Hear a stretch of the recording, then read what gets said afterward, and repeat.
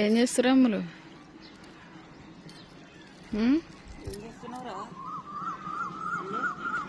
ఓ అమ్ములు కింద మీద పడుకుంటూ లేస్తుంది. ఇగో నీళ్ళు కొట్టడం అయితే స్టార్ట్ చేసింది. మరి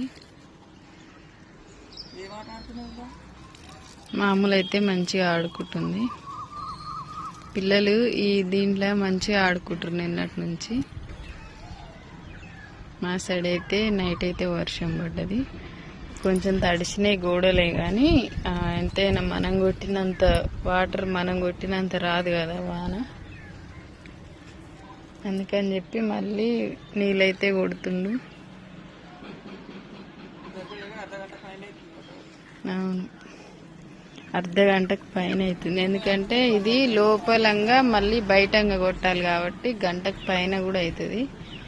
మరి మీరందరు లేచిరా లేవా?